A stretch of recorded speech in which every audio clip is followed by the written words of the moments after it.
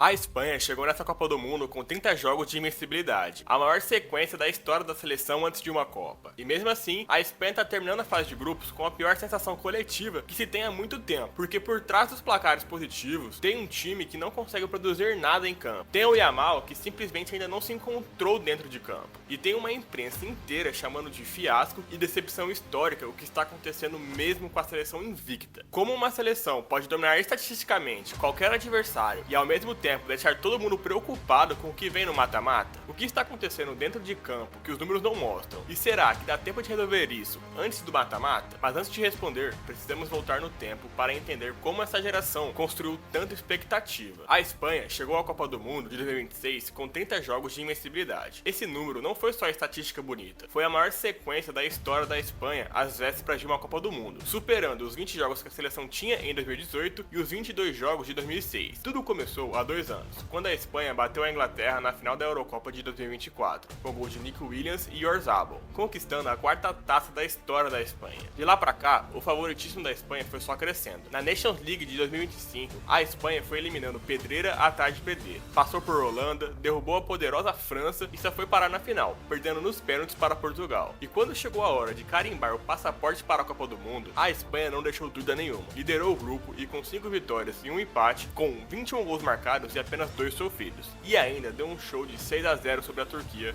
fora de casa. Só para deixar claro o tipo de favorito que estava chegando nos Estados Unidos. Não é exagero dizer que antes da Copa começar, Espanha e França eram apontadas como as principais favoritas ao título, justamente por causa do ciclo sólido construído por Luis de la Fuente. E no centro de tudo isso, um gênio de 18 anos, facilitando a vida da seleção inteira, Lamine Yamal, já vinha sendo apontado como um jogador diferente desde os 16 anos, e foi decisivo justamente naquela conquista da Eurocopa de 2024, que abriu essa história toda. Ele é o tipo de jogador que aparece uma vez por geração, com a bola no pé resolvendo, o que outros 21 em campo não conseguem.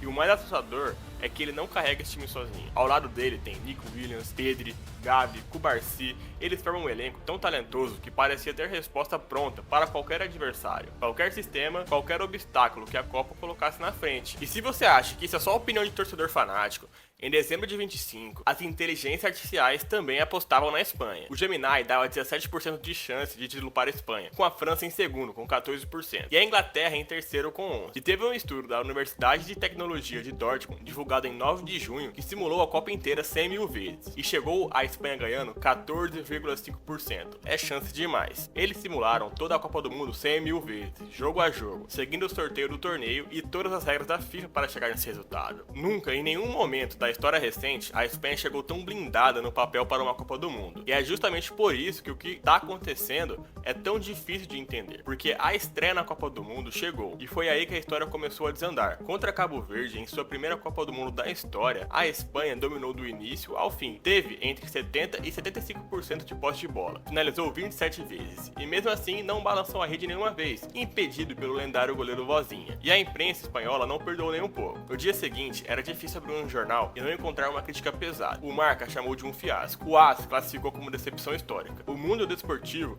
estampou a capa, alerta vermelho. E o torcedor, claro, também não ficou quieto. As críticas foram diretas para Luis de la Fuente, por deixar justamente Lamine Yamal e Nico Williams no banco de reservas. Os torcedores da Espanha começaram a colocar em xeque o próprio favoritismo da seleção, só de olhar para o que tinha visto em campo naquela noite. E é aqui que a coisa fica ainda mais pesada quando você entende o contexto por trás desse número. Porque aquele 0-0 não era um caso isolado. A Espanha já acumulava 49 finalizações sem marcar um único gol em Copa do Mundo, contando desde quando Álvaro Morata ainda jogava em 2022. E é o tipo de jejum que simplesmente não combina com uma seleção que chegou como a principal favorita ao título. E olha, alguém podia até tentar relativizar. Ah, é só estreia, toda a seleção grande já tropeçou no início. Só que os números aí desmentem qualquer consolo. Em 17 estreias na Copa do Mundo, a Espanha tem 6 derrotas, 6 empates e apenas 5 vitórias. Esse fantasma, na verdade, é bem mais antigo do que parece. E a resposta, por um momento, pareceu vir na partida seguinte: vitória de goleada por 4-0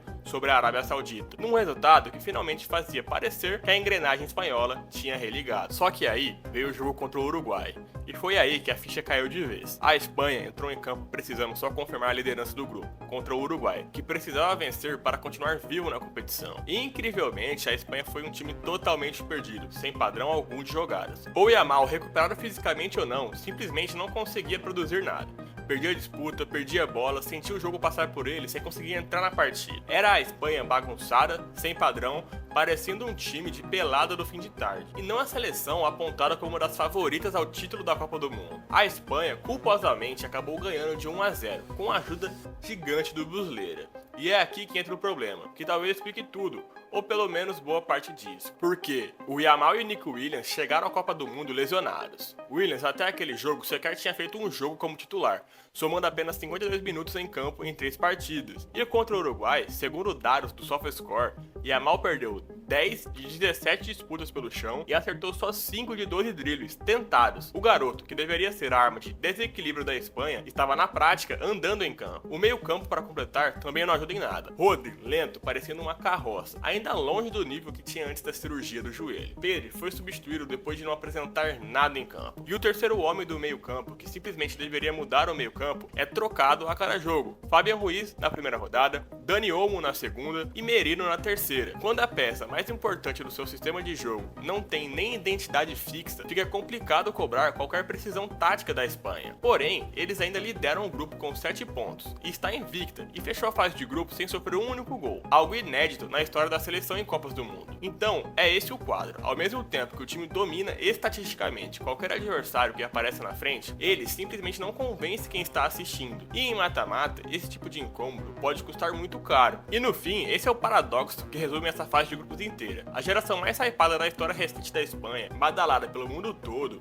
estudada por universidades, celebrada por seus torcedores, temida pelo adversário, termina a primeira fase com a pior sensação coletiva que se tem há muito tempo. E na próxima fase dessa história já está logo ali. A Espanha irá pegar a Áustria nos 16avos, um adversário agressivo, intenso e que chega motivado depois de confirmar sua classificação. Se a Espanha conseguir passar por essa fase, o caminho só promete ficar mais pesado a partir dali, como Portugal, Colômbia, Croácia ou até mesmo a Inglaterra esperando no horizonte. E é com essa dúvida no ar que a gente fecha essa fase de grupos, porque o futebol de mata-mata pode mudar tudo, eu sei, ainda mais quando você tem um talento como o Yamal. Mas até aqui, a primeira fase deixou muito mais perguntas do que respostas em relação à Espanha. E a pergunta que fica no ar é simples: será que dá tempo da Espanha encontrar essa versão antes que seja tarde demais? E se esse vídeo te ajudou a entender o que está acontecendo com a Espanha nessa Copa, deixa o seu like e se inscreve no canal, porque a Espanha tem chance sim de ganhar.